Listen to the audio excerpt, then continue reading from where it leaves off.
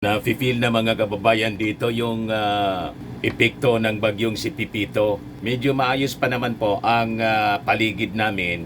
Maganda pa naman po ang panahon. Ayan po, wala pang ang hangin dito, mga kababayan. Wala pang na-feel na hangin. Pero yung karagatan namin dito sa Puro, Legazpi City Boulevard po, may storm surge na po, mga kababayan. Kasi typhoon signal number 3 na po dito sa lalawigan ng Albay at Catanduanes. Ito galing sa post, mga kababayan, 15 minutes ago ni Congressman Joey Sarte Salceda. Storm surge sa Puro, Legazpi City. Yan po, mga kababayan, ipakita ko po sa inyo. Yan yung Legazpi Boulevard po, Puro, Legazpi City. Yan, baha na po dito sa Puro, Legazpi City.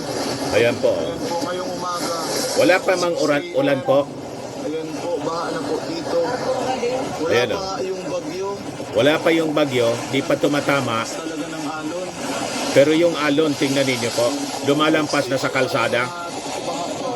Bumabaha na po sa kalsada. Oh. Matindi.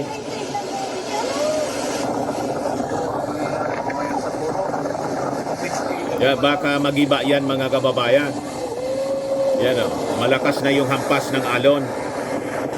You see? Yan yung Mayon Volcano, nakita pa po. Yan Mayon Volcano, nakikita pa nga eh.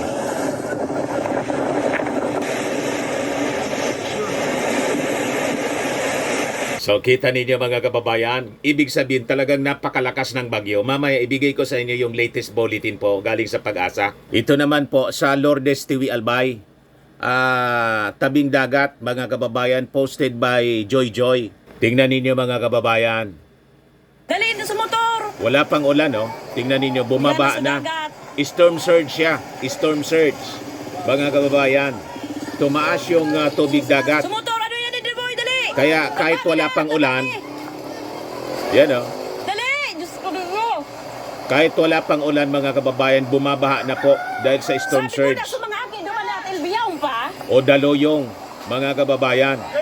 So nagkakagulo na sa Lourdes. Tiwi Albay, mga kababayan. No? Ayan po. Hi na ito si Jermaine.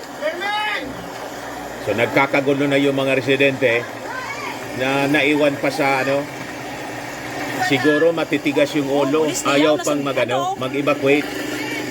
So kailangan talaga force evacuation, mga kababayan. No? Inabot na yung barangay mismo.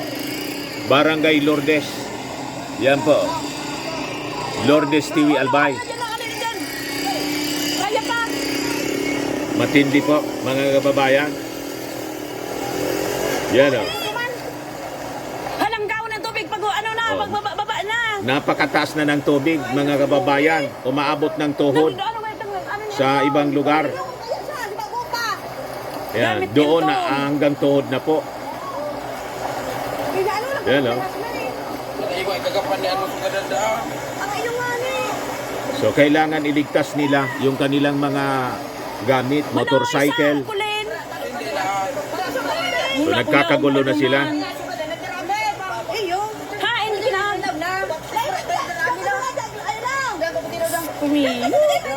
So takot na sila, mga kababayan. Ito yung eastern part ng Albay.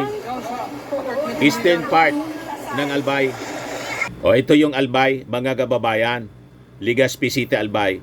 Dito yung Tiwi, eastern part ng Albay. Kaya may storm surge na sila, mga kababayan. Para may idea kayo kung saang banda yung Tiwi.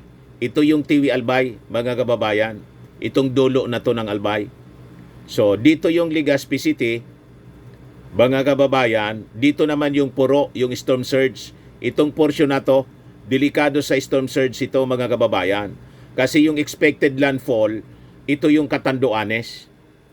Ang expected landfall mamayang gabi or bukas ng umaga, sabi ng Pag-asa. Ito naman po, Karugkog, storm surge in Karugkog, Lapu-Lapu, Albay. Ayan po.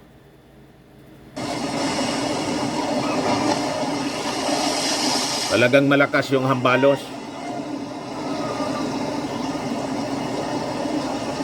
So ipakita ko mamaya sa inyo kung saan itong lugar based sa mapa po. Ayan po, Rapu-Rapu, storm surge, Karugkog, Rapu-Rapu, Albay. Tingnan ninyo, hindi pa naman maulap mga kababayan. Kunti pa lang yung ulap, pero napakalakas ng daluyong ng dagat. Ito kasi siya yung Rapu-Rapu, itong island na to. Rapu-Rapu, Albay, mga kababayan. Itong isa, dalawa, yan. Tapos itong nakita ninyo, Tabako ito kasi, parte, ito yung Tiwi. Yun ang nakita ninyo, yung Legazpi itong maliit dito. Nandito banda yung Legazpi, yung puro kanina na storm surge. So ito yung mga delikado, mga kababayan sa storm surge ngayon na nangyayari dahil sa lakas ng hangin dala ng Pipito. Ito yung barangay Sugod ng Bakakay, Albay. So tumaas na din yung tubig, dagat po siya dahil sa storm surge.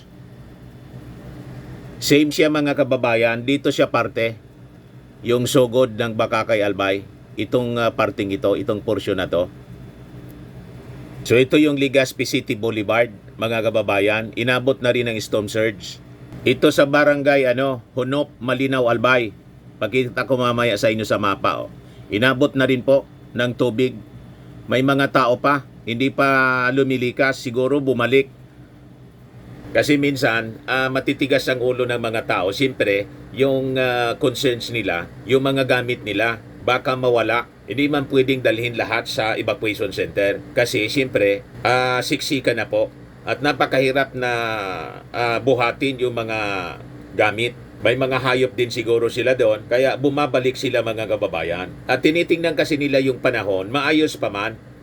Maaliwalas pa yung kalangitan. Wala pang hangin. Pero yung dagat po kasi siyempre, pag tama doon sa may bandang Catanduanes, ayun, yung dagat po tumataas. Yung tawag po, daluyong. Or sa English, storm surge. Ito naman po sa Baybay, Tiwi, Albay. Yan, post dito ni Congressman Joey Sarte Salceda. Galing sa mga residente. Yan. So, peligroso talaga, mga kababayan. Pag lumapit mamayang gabi, baka lamunin itong lugar na to. Huwag naman sana po. Ito po yung close up na map ng Albay, Tiwi, Tabako, Santo Domingo. Ito yung Legazpi City. Dito yung puro Legazpi City, mga kababayan. Dito parting ito, yung kanina sa storm surge na nakita ninyo. Yan. Ito yung Mayon Volcano. Ito mismo, nakikita ninyo. Ito yung summit ng Mayon Volcano mismo. Napakalapit dito sa amin. Naikutan ng mga municipalities, Ligao, Ginobatan, Legazpi, Santo Domingo, Tabako, Tiwi. Pero yung malapit kami, tapos yung Kamalig, yan ang malapit sa Mayon Volcano. So ang pinagtatakutan dito, yung matinding pag-ulan, kasi yung mga volcanic debris na ibinuga, yung lava noon, na ibinuga ng pagputok ng Mayon, naka-stack siya dito. Kung hindi pa tumigas sa slope ng Mayon, baka rumagasa yung baha. Yun ang nangyari sa sa Kagsawa Ruins dito sa Daraga. So, yung Riming, ganun din, ang daming namatay dito sa Legazpi, galing sa Daraga. Kasi may river po dito, papunta dyan sa dagat. More than 1,000 yung namatay during Typhoon Riming. Kaya grabe yung paganda namin po dito because of that experience na Typhoon Riming po. Lampas tao yung baha. Yung iba, yung parang yun dyan sa Manila and Central Luzon. Lampas tao at saka bubong.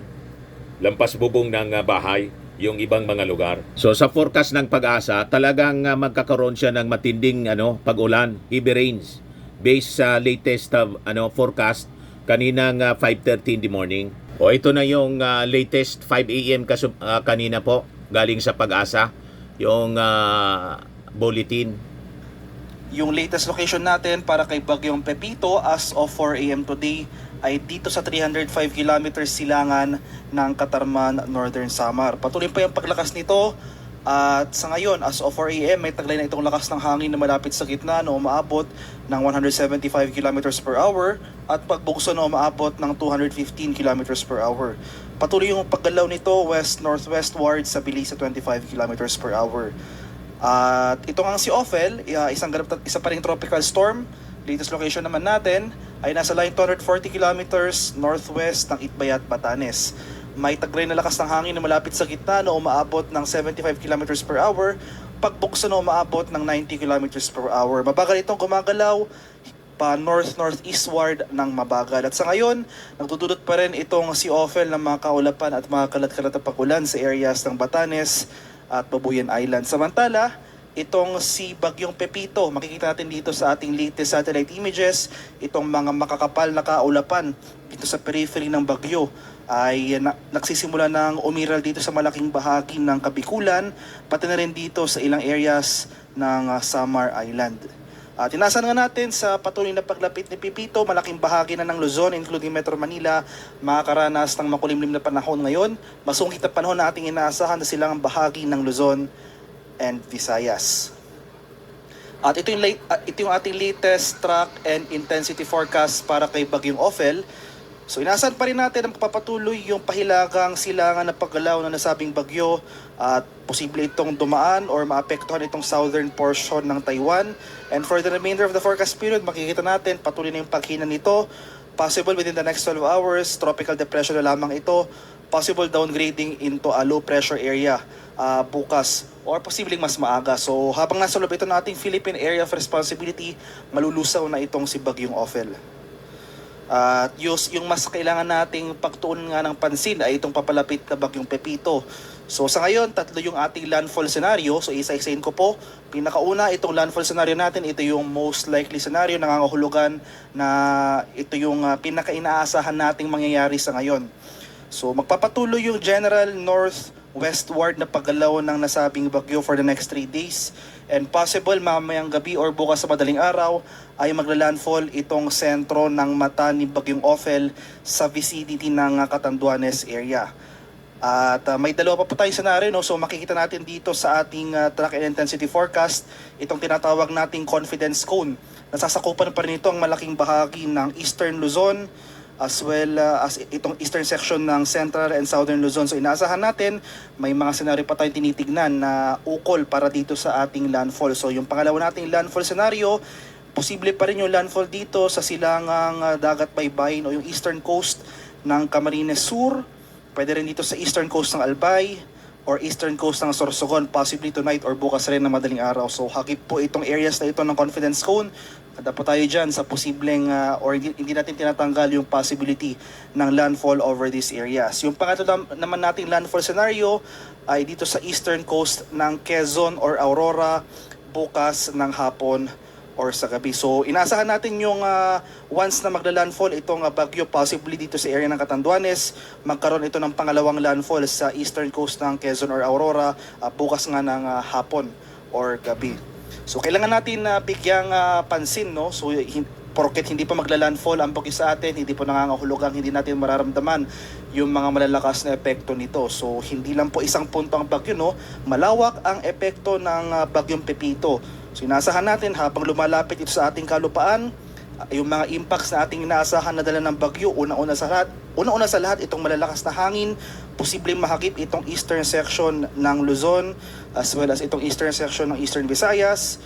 Asahan na rin natin malalakas sa pagulan, heavy rainfall sa most of Luzon area. At pangatlo, nandyan rin yung posibilidad ng storm surge, yung daluyong ng bagyo, especially sa mga low-lying or coastal areas. At inaasahan nga natin na magpapatuloy, so habang nasa karagatan itong si Bagyong Pepito, magpapatuloy yung paglakas or intensification nito.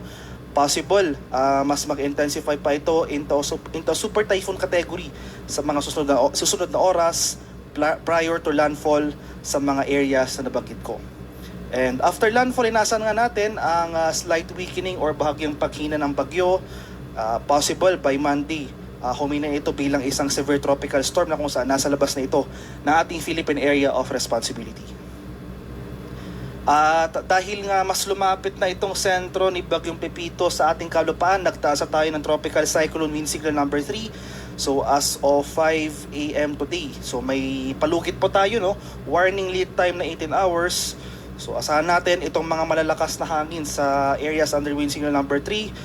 As of 5 a.m. may signal number 3 sa Catanduanes, sa eastern portion ng Albay, sa eastern portion ng Camarines Sur, sa easternmost portion ng Sorsogon at itong northernmost portion ng Eastern Samar.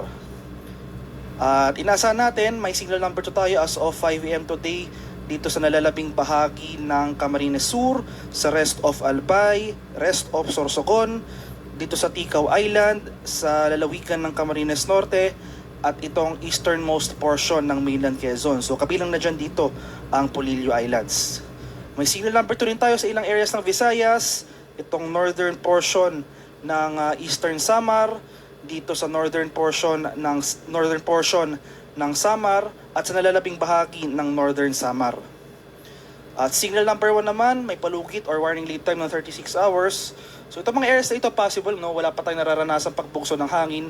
Pero ayun nga po, dahil sa lead time for the next 36 hours, magsisimula tayo makakaranas sa mga malalakas na hangin na dala ng papalapit na Bagyong Pepito. So nalalabing bahagi ng Masbate, including Boreas Island, dito sa area ng Marinduque, nalalabing bahagi ng Quezon, dito sa area ng Laguna, sa Rizal, dito sa Cavite, sa Batangas, Metro Manila, sa area ng Zambales, Bataan, Bulacan, Pampanga, Tarlac. May signal number 1 rin dito sa area ng Nueva Ecija, sa Aurora, Nueva Vizcaya, dito sa area ng Quirino, dito sa bahagi ng Isabela, central and southern portions ng Cagayan, Pangasinan, La Union, Ilocos Sur. May signal number 1 rin dito sa area ng Abra, southern portion ng Apayao, Kalinga, Mountain Province, Ifugao at sa Benguet. Sa areas naman ng Visayas at sa Mindanao, may signal number 1 rin dito sa nalalabing bahagi ng Eastern Samar, nalalabing bahagi ng Samar, dito sa Biliran, northern and central portions ng Leyte, dito sa northeastern portion ng southern Leyte, northernmost portion ng Cebu, including dito sa area ng Bantayan Islands, itong northernmost portion ng Iloilo, at itong northern portion ng Dinagat Island sa bahagi ng Mindanao. Kaya sa mga nabanggit ko pong lugar, especially areas under wind signal number 2 at wind signal number 3, asahan natin na mas makakaranas na tayo ng mga malalakas sa pagbukso ng hangin dahil malapit na nga itong sentro ng mata ni Bagyong Pepito sa ating bansa. Kaya maghanda na tayo, patuloy tayong maghanda sa banta ng mapaminsalang hangin na dala ng papalapit na Bagyong Pepito. In terms naman of heavy rainfall ay yung mga malalakas sa pag-ulan na dala ng bagyo, as early as today, so lumalakas na yung mga pag-ulan nating inaasahan, intense torrential rains. Ito yung mga areas shaded by red dito sa area ng Catanduanes, heavy to intense rains, areas shaded by orange. So inaasahan natin for today dito sa area ng Camarines Sur, Northern Samar at Eastern Samar. Moderate to heavy rains naman, ito yung mga areas shaded by yellow sa mga lalawigan ng Camarines Norte, Albay, Sorsogon, Masbate, sa Samar, Biliran at sa Leyte. At habang papalapit na nga yung sentro ni Bagyong Pepito dito sa area ng Luzon, so inaasahan natin mas lalakas pa yung mga pag-ulan sa silangang bahagi ng Luzon area at malaking makikita natin nung malaking bahagi na ng Luzon may kulay. So ibig sabihin po nito, most of Luzon area makakaranas na ng malalakas sa pag-ulan. So bukas, araw ng linggo, ito po yung peak ng pag-ulan natin. At ito yung time period kung saan pinakamalapit yung sentro ni Bagyong Pepito at magsisimula na itong baybayin ang malaking bahagi ng Luzon area. So inaasahan natin, intense torrential rains. Muli, ito po yung areas shaded by red sa lalawigan ng Aurora at sa area ng Quezon. Heavy to intense rains, ito po yung mga areas shaded by orange sa mga lalawigan ng Pangasinan, Nueva Vizcaya, Quirino, Nueva Ecija, Bulacan at Camarines Norte. Moderate to heavy rains, ito yung mga areas shaded by yellow sa areas or sa mga lalawigan ng Babuyan Islands, mainland Cagayan, Kalinga, Ilocos Sur, Mountain Province, Ifugao, Isabela, La Union, Benguet, Zambales, Tarlac, Pampanga, Bataan, dito sa Metro Manila, Rizal, Cavite, Laguna, Batangas, Marinduque, at Camarines Sur. At pagsapit ng Lunes, so on Monday, nasa na natin, no, nakalabas na ng kalupaan itong sentro ni Bagyong Pepito. So nandito na ito sa West Philippine Sea. So as expected, makakaranas na tayo ng mas mahihinang pag-ulan. Unti-unti nahihina yung mga pag-ulan nating mararanasan, mababawasan na rin yung mga areas na makakaranas ng pag-ulan. Gayunpaman, inaasahan pa rin natin magkaroon man tayo ng mahihinang pag-ulan dito sa ilang bahagi ng Luzon dahil nga inaasahan natin itong significant rainfall in the coming days, possible maging saturated na yung mga lupa dito. So mataas pa rin yung chance ng mga pagbaha on this area. So nevertheless, on Monday, moderate to heavy rains ang ating inaasahan sa mga lalawigan ng Ilocos Sur, La Union, Pangasinan at sa Zambales. Ngayon pa lamang, especially sa mga lugar ko pong nabanggit, yung mga areas shaded by orange as well as yung mga areas shaded by red, intense to torrential rains po ang ating inaasahan doon. Heavy to intense rains rin ang ating inaasahan on some of those areas. Maghanda na tayo ngayon pa lang sa mga banta ng pagbaha at pagguho ng lupa dahil inaasahan natin itong mga malalakas sa pag-ulan na dala ng Bagyong Pepito as early as today. Magpapatuloy po yan hanggang bukas. Ng papalapit na Bagyong Pepito, so itong storm surge o yung daluyan ng bagyo, yung latest issuance pa natin ng storm surge warning as of 2 a.m. today. Inaasahan natin ang mahigit 3 metrong taas ng daluyong ng bagyo sa ilang coastal communities ng Quezon Province. So yan ay sa mga bayan ng Calauag, Gumaca, Lopel, Plaridel at sa Quezon.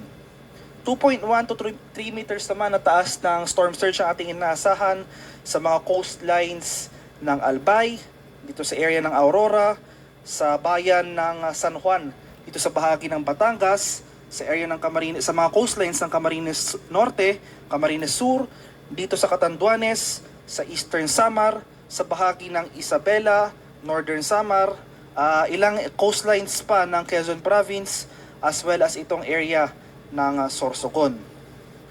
1 to 2 meters naman ng storm surge height or daluyan ng bagyo ang ating inaasahan sa coastlines ng Bataan, dito sa Batangas, some areas of Bulacan, dito sa area ng Cavite, Ilocos Norte, Ilocos Sur, sa bahagi ng La Union, sa coastlines ng Marinduque, dito sa Masbate, sa Metro Manila, dito sa Pangasinan, Pampanga, sa mga coastlines of Samar, dito sa Sorsogon, at sa bahagi ng Zambales. Kaya sa mga nabanggit ko pong lugar, especially itong some parts of Quezon Province, no? So ngayon pa lang, maghanda na po tayo, lumikas na po tayo, especially yung ating mga kababayan sa low-lying or sa mga coastal areas dahil nga inaasahan natin ang pagtaas ng ating mga alon sa mga areas na ito. So makipag-ugnayan po tayo sa ating mga lokal na pamahalaan para mapaghandaan itong storm surge. So itong storm surge, isa po ito sa mga pinakamapanganib na epekto ng papalapit na bagyo. So wag na po nating antayin na lumapit pa ang sentro ng bagyo sa ating locality. Ngayon pa lamang, nag-issue na po tayo ng storm surge warning. Inulit ko po, itong area ng Quezon Province, some coastlines along this area, maghanda po tayo sa banta ng storm surge ngayon pa lamang.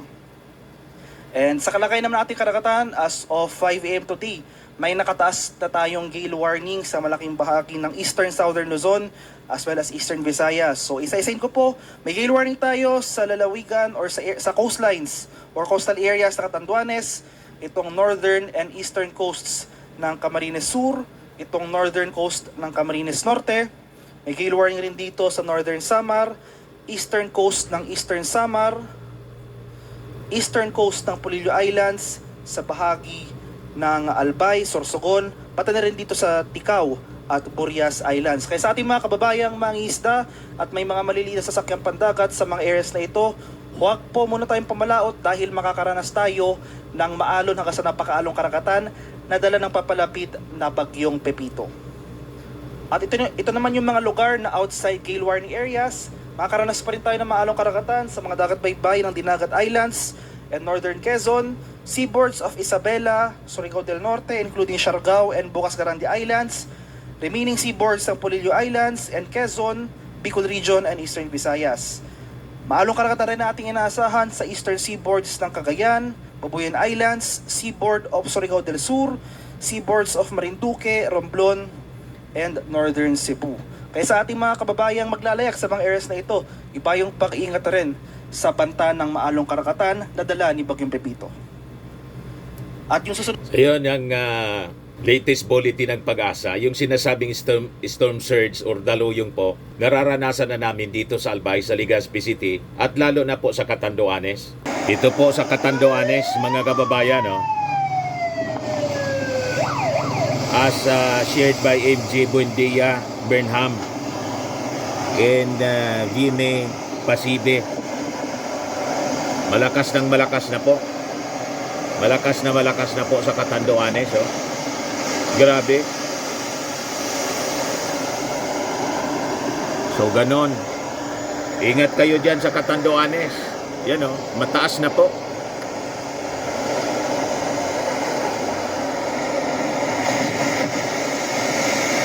So, di ba? solid!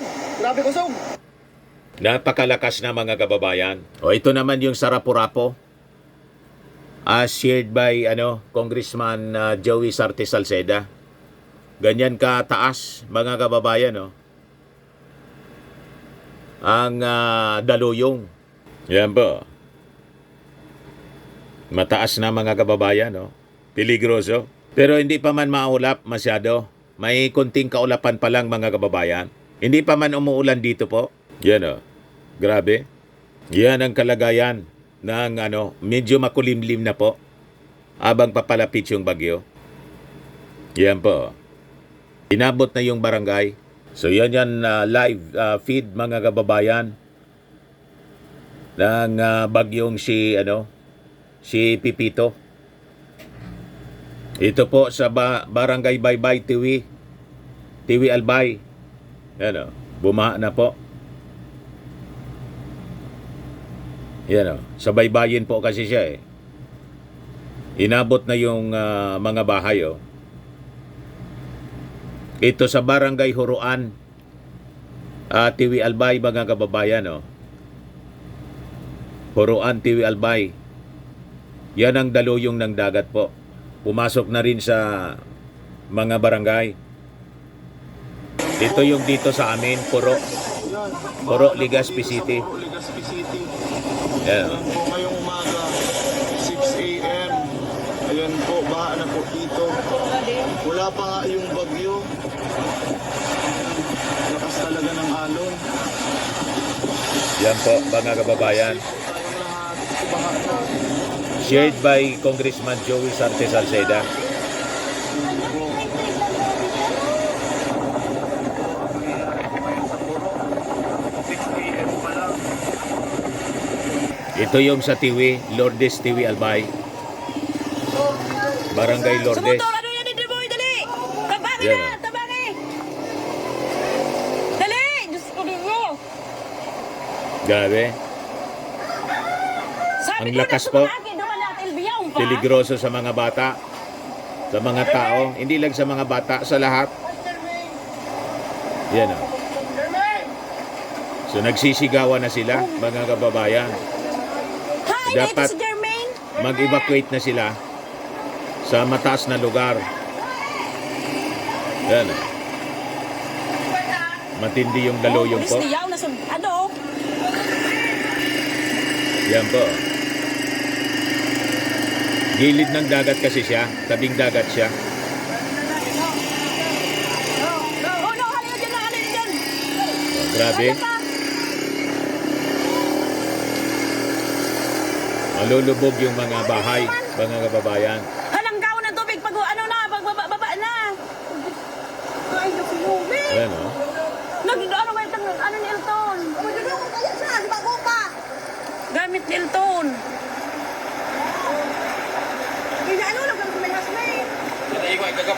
Yan po, grabe. So dito banda siya, mga kababayan. Dito yung Catanduanes. Dito yung grabe, yung daluyong ngayon. At saka dito parte, yung pinakita ko sa inyo na mga daluyong po, mga kababayan. So lagi lang pong mag-ingat po. Abang may panahon pa na mag-evacuate. Mamayang gabi o bukas ng umaga, tatama po yung bagyong si Pipito. Lagi pong manalangin sa ating Panginoong Hesukristo, ating Ama sa langit, at sa ating Panginoong Hesukristo.